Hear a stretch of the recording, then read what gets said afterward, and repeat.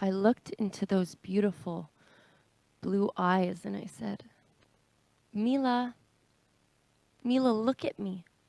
Look at me. My daughter, in no surprise, never looked back into my eyes. It was normal. This normalcy of not having that simple connection with my 8-month-old daughter. Why is she so different?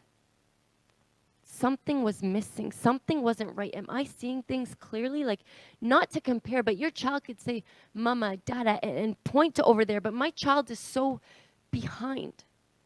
Her mind is far. She's lost. This isn't fair. Is this my fault? Did I do something wrong? She's in her own world all of the time. What do I do? Who do I talk to? My mind was on this rapid climb, climbing up this unknown hill, looking for answers while dodging the criticism from others, judging why my child is so different. 10 months later, I reached the top. The doctor said it's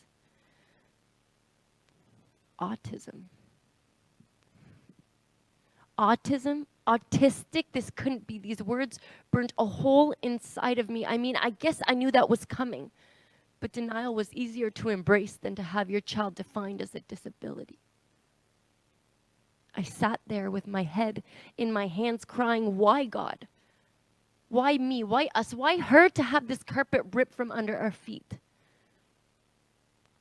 My thoughts went wild thinking about her future and what it held, thinking about what the world is going to think and the struggles we're going to find. I felt like I lost someone that day, someone who was already lost in her own way, lost in a world consumed by her own shadow, colors, and shapes. I took a very close look at my daughter that day. But to my surprise, I couldn't find any bruises, not even one scrape. I found this perfect child in her own perfect way. That day, I turned back to God and I gave him all the praise because she was put here for a reason, and that's why I'm here today. There is so much more to this life than what we see and what we hear. It's all around us. It's called spiritual warfare. See, the enemy wants you to run and to burn, but God, if you let him in, he'll never give up his turn. Don't get me wrong, I mourned over a loss that day, a loss of what this world considered perfection. But I now know it was all a perception, and I look at my life and my daughter with a whole new perspective. The gloves, they came back on, and my spirit was ready to fight. I said, God, I trust you. You do your part and I'll do mine. I dove headfirst into accepting my child as a human being, not a labeled hard time. Yeah, life is hard. Ask anyone. We've all had our struggles on this earth, but feeling defeated and defensive will literally debilitate the way you live in turn. That day I prayed. I felt this peace over my little girl. And right then I knew God chose me to be her world. And I'll never forget the love that I felt when I started seeing changes in her because I continued to ask for help. I asked God to open the doors, the ones that'll lead us to what we were called here for. God equipped me with the right tools to untrap her mind so one day I could prove to her, you were there the whole time.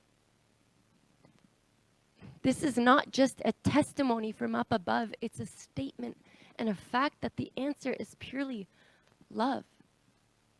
God is love.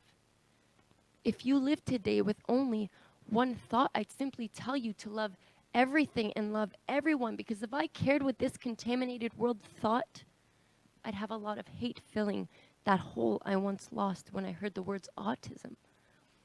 But instead I felt it with love.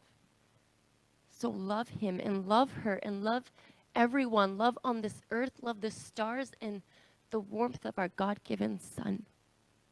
And please don't forget what I shared with you today. I love my daughter. I wouldn't have it any other way. Thank you, Lord.